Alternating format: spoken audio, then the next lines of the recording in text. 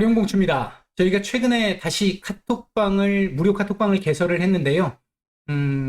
들어오시려고 하는 분들은 저희 채널에서 아무거나 들어오셔가지고 영상을 보실 때 이 영상 바로 밑에 보시면 링크가 있습니다. 이 링크 클릭하시면 바로 들어오실 수 있겠고요.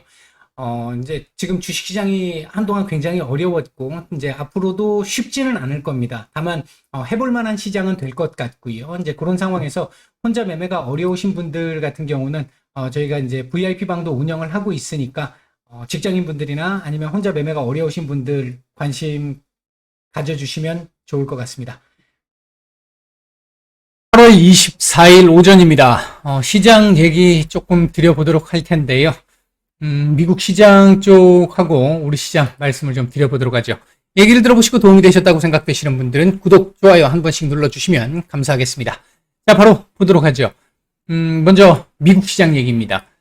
기본적으로 어제 유럽 지역 쪽도 그랬고요. 우리 지역, 그러니까 미국 같은 경우도 그렇고, 이제 제조업 서비스업 PMI들이 발표가 됐는데, 전체적으로 일단 미국부터 보면 50 위에 있긴 합니다만, 제조업 PMI가 50 위에 있긴 합니다만 2020년 6월 이후 최저치를 보일 만큼 둔화되고 있는 모습들은 확연하게 나타나고 있고, 서비스업 PMI는 지금 50을 훨씬 하회하고 있으면서 컨센도 크게 하향을 하는 거의 뭐 쇼크 수준으로 나왔는데, 팬데믹 이후에 거의 최저치를 보이는 서비스업이 어느 정도 올라오는 듯 하다가 지금 재유행 이후에 거의 다시 꺾이는 이런 모습들이 좀 나타나고 있습니다. 여기에 이제 7월 신규 주택 판매 건수 같은 경우도 급감하면서 거의 쇼크 수준으로 급감을 하면서 주택 경기의 둔화를 계속해서 반영을 하는 모습이었는데요. 반면 판매 가격은 살짝 상승을 했고요. 모기지금리 영향을 좀 받은 것 같습니다. 대신 전체적인 매매가, 신규 주택 말고 전체적인 매매가는 하락세를 조금 이어가고 있는 그런 모습들이 좀 특징적이었습니다. 8월 리치먼드 연은 제조업 지수 같은 경우도 마이너스의 폭을 훨씬 더 키우면서 컨센보다 크게 하회하는 신규 주문이나 출하 지수가 급감을 하는 이런 모습들이 좀 나오면서 전반적으로 미국 경기는 상당히 좀 둔화되는 모습을 좀 보였습니다. 유럽 같은 경우도 서비스업 PMI를 기준으로 놓고 보면 50을 모두 하회하고 있는 정도의 모습이었었고요.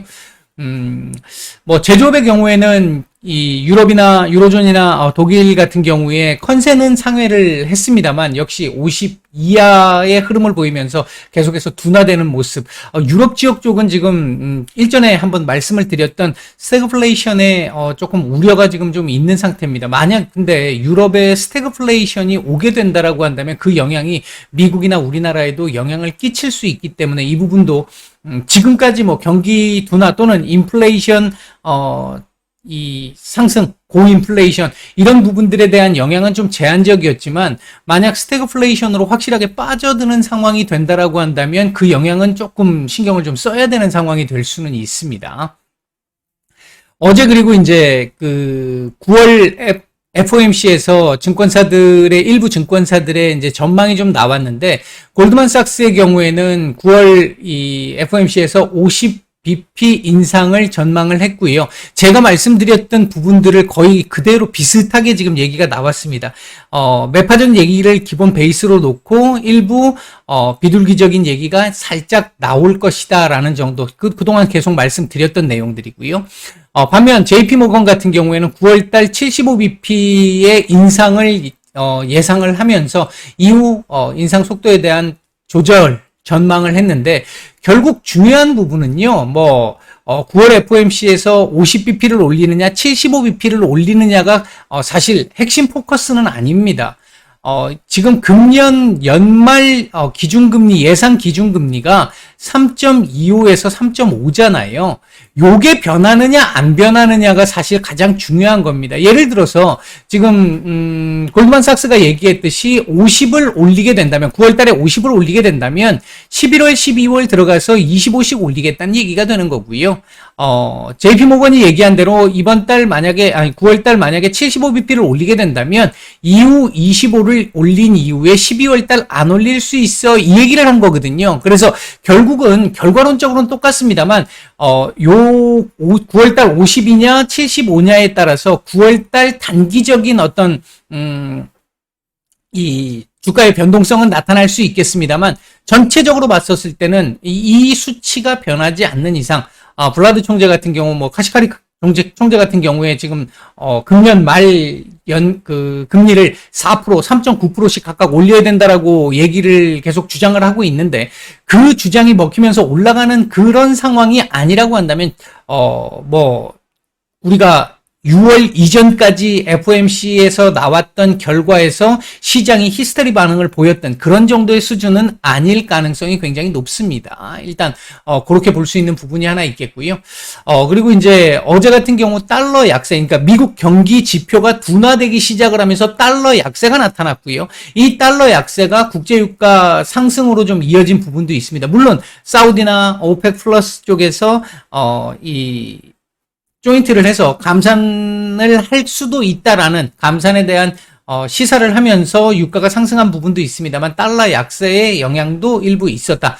곡물가 급등도 역시 마찬가지 달러 약세의 영향과 함께 최근 가뭄으로 수확량 감소에 대한 우려 이런 부분들이 좀 작용을 했던 것 같습니다. 전체적으로 보면 어제 제가 여기까지 열어는 둬야 되겠습니다만 이 자리 정도 선에서 12,300포인트 정도 선에서 어느 정도 바닥을 잡고 옆으로 기는 흐름이 나오는 게 이후 흐름에서 훨씬 더 좋다라고 말씀을 드렸는데, 일단 윗꼬리를 길게 달면서 121선 돌파를 못했다라는 측면은 조금 불안한 측면이 있습니다만, 일단 어제 하루는 12,300포인트 정도는 지켜주는 흐름이 나왔다. 오늘도 아마, 오늘부터는 이제 또 빅이벤트가 있어서 이제 그 부분에 대한 변동성이 좀 있을 수 있겠습니다만, 일단은 12,300포인트 정도를 지키면서, 옆으로 기어주는 흐름 정도를 지금 예상을 하고 있습니다. 현재 남아있는 빅이벤트라고 한다면요, 사실 뭐 과거 같으면 이 정도의 빅이벤트는 아니었을 텐데, 2분기 GDP 확정치가 나올 거고요. 그러니까 오늘 밤에, 내일요, 내일, GDP 2분기 GDP 확정치가 나올 거고요. 그리고 이제 모레죠. 모레 PCE가 나올 거고요. 그리고 토요일 새벽에 파월 의장의 기자회견이 있습니다. 지금 현재 2분기 GDP 성장률은 마이너스를 기록할 걸로 예상을 하고 있잖아요. 이 부분은 시장의 영향이 조금 제한적이지 않을까. 뭐 예를 들어서 확정치가 나오면서 잠정치에 비해서 훨씬 더 쇼크 수준으로 확 내려가는 게 아니라고 한다면 큰 시장의 영향력은 좀 제한적이지 않을까 생각이 들고요. PCE 같은 경우도 현재 지금 예상하고 있는 대로 컨센 정도로만 나와준다면 지금 살짝 전월과 거의 똑같은 상태로 상승률은 조금 둔화되는 그런 정도의 흐름만 나와줘도 시장에서는 뭐 크게 이거에 대한 문제로 뭐 변동성을 크게 보인다든지 할 정도의 상황은 아닐 걸로 보여지고요. 이제 중요한 건 이제 파월 의장의 발언이겠죠. 아무래도 요게 일단 지금 현재 가장 중요한 상황입니다. 만약에 이게 없었다면 얘가 제일 중요했겠죠. 얘가 제일 중요했을 텐데 더 큰 놈이 등장을 하다 보니까 일단 파월 의장의 발언이 비둘기적인 얘기들도 일부 해줄 것이냐, 매파 일색으로 갈 것이냐의 차이고요. 개인적으로 제가 보고 있는 베이스 시나리오는 예상치는 파월 의장의 지금까지의 행보로 놓고 봤었을 때는 일정 정도 지난번 FOMC에서 했던 얘기도 있었고, 그리고 그 지난번 FOMC에서 얘기했었을 때가요, 7월 FOMC에서 얘기했을 때가요, 물가가 반영이 되기 전이었잖아요. 그러니까 물가 피크아웃이 반영되기 전에 얘기였잖아요. 그랬음에도 불구하고 비둘기적인 얘기가 일부 나왔어요. 경기에 대해서 좀 신경을 쓰겠다라는 쪽의 얘기가. 근데 그 뒤에 물가가 조금씩 꺾이기 시작을 했습니다. 물론 지금 시장이 그 이후에 과도하게 반응을 했기 때문에 그 부분을 지금 죽여야 되는 부분이 있어서 조금 더 강경 매파적인 얘기가 나올 수 있겠습니다만, 그렇다고 해서 경기에 대한 얘기를 무시할 수는 없지 않을까. 왜? 어제 지금 그나마 이 이 하락세를 조금 멈추는 모습을 하루 정도 보였던 것도 미국의 경제 지표가 둔화됐다라고 하는 이 부분들이 결국 파월 의장 입장에서는 경기 둔화에 대한 부분, 일정 정도 경기가 둔화되고 약간의 침체를 보일 수 있는 정도까지는 용인하겠다라는 얘기들이 나오기는 했지만 신경을 안 쓸 수는 없다는 거죠. 계속해서 보고 있어야 된다는 거죠. 그러면서 여기서 더 밀리면 안 될 것 같아 하는 정도의 상황을 계속 봐야 된다는 거죠. 지금까지는 그 이전까지는 7월 FOMC 이전까지는 경기에 대한 얘기 없이 오직 연준의 지금 현재 임무는 only 물가를 잡는 거야 라는 거였잖아요. 거기서 어조가 하나 살짝 바뀌면서 완화가 됐기 때문에 지금 이런 좀 무리한 상승이 좀 나왔던 거고요. 그걸 조금 잠재우면서 그럼에도 불구하고 조금은 계속 지켜보긴 할 거야 하는 정도의 얘기가 나오면서 시장을 크게 실망시키지는 않는 정도의 흐름을 보일 가능성에 일단 기본 베이스 시나리오로 보고 있습니다. 일단 미국 시장 얘기는 요 정도 말씀을 드리고요.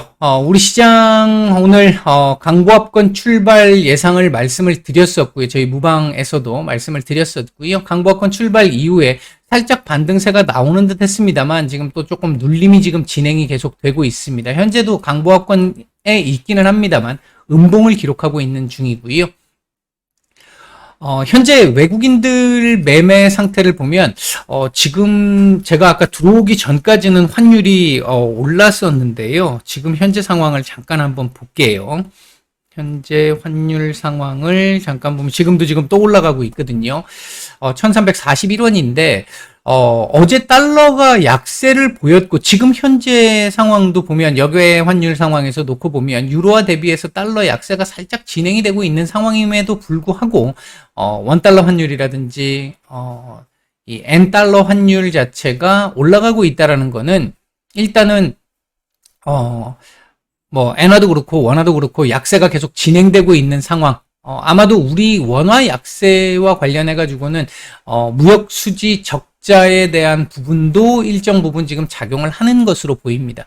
어쨌든 지금 현재 환율이 상승하고 있음에도 불구하고, 어제 제가 말씀을 드렸잖아요. 조짐이 조금, 뭔가, 변화의 조짐이 조금, 보인다. 개미 눈물만큼씩 보이기 시작한다. 이런 말씀을 드렸는데 오늘도 지금 환율 상승하고 있습니다만 외국인들 코스피 아직 의미 있는 수준은 아니지만 매수 우위고요.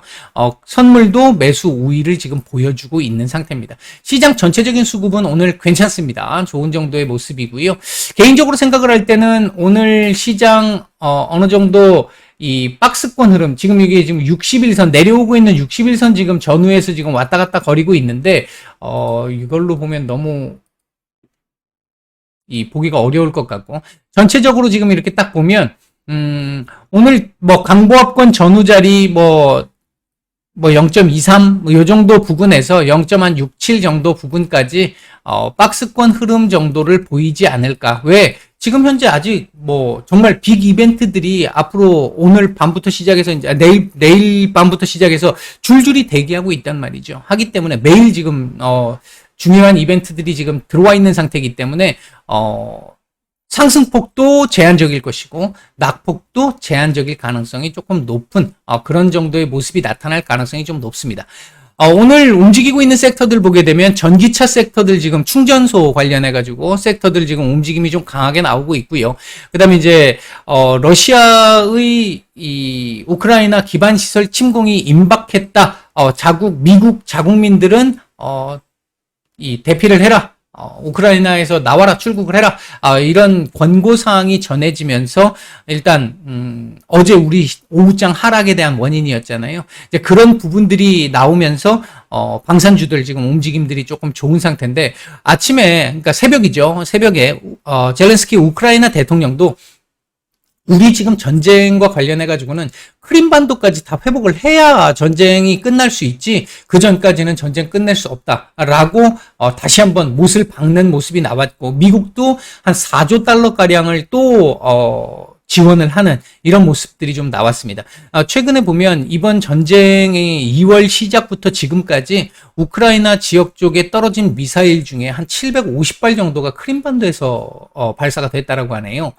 그런 부분들을 생각해 보면 우크라이나 입장에서 지금 안전을 위해서도 크림반도 회복이 필요한 부분이 있고, 또 하나 자원적인 측면이나 물류적인 측면에서 크림반도가 필요한 부분, 반드시 필요한 부분, 이런 부분들이 있고, 상징적 의미에서도 필요한 부분이 있습니다. 다만 이 부분이 지금 유럽 지역 쪽의 에너지 문제, 에너지 대란으로 인해 가지고 이제 조금씩 약화되고 있는 부분들이 지금 있는 상태에서 새로 한동안 좀 잠잠해졌던 이슈가 다시 나오면서 지금 방산 섹터들 움직임이 좀 나오고 있는 그런 흐름인 것이고요. 그 외에도 이제 빗물 터널 관련한 부분 해가지고 터널 관련주들 지금 움직임들이 조금 괜찮은 모습들을 좀 보여주고 있고, 전선, 우주항공, 우주항공 어차피 이제 방산하고 연결이 되니까, 섹터들 움직임이 좀 괜찮습니다. 현재 외국인들 매수 중인 종목들 보게 되면 코스피 쪽에서는 현대로템 바로 올라오네요. 현대로템, 현대차, 한화솔루션, 이런 정도, 매수가 좀 들어오고 있는데, 양이 그렇게 많지는 않습니다. 매도 상위 쪽에서는 눈에 띄는 종목이 없습니다. 코스닥 시장 쪽에서는 성일하이텍, 대보마그네틱, 넥슨게임즈, KH바텍, 제노코 정도 매수가 좀 괜찮게 들어오고 있고요. 매도 상위 쪽에서는 LNF, 에코프로 BM, LX세미콘, 알테오젠 정도가 매도가 좀 나오고 있습니다. 기관들 움직임 잠깐 좀 보면요. 오늘 지금 기관들 매수세가 좀 제법 괜찮게 들어오는, 그러니까, 매수량을 기준으로 놓고 보면, 대한전선, 현대로템, SH에너지화학, 무림페이퍼, 무림 PMP, 그 다음 골든센츄리, 대창, 이런 종목들 매수가 좀 괜찮게 들어오고 있고요.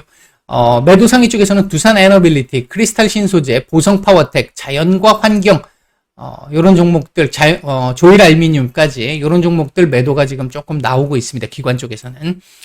자, 일단, 지금 차트상의 흐름으로 놓고 보면, 기본적으로 어제 말씀드렸듯이 2410포인트까지는 일단은 열어놔야 됩니다. 열어놔야 되는 상황인데, 어제 말씀드렸던 부분에서 놓고 보면, 이 자리 이탈하지 않고, 어제 저점 이탈하지 않고, 여기서 어느 정도 바닥을 잡고, 다시 2460포인트 근처로, 스물스물 올라갈 가능성도 지금 있는 상황이고요.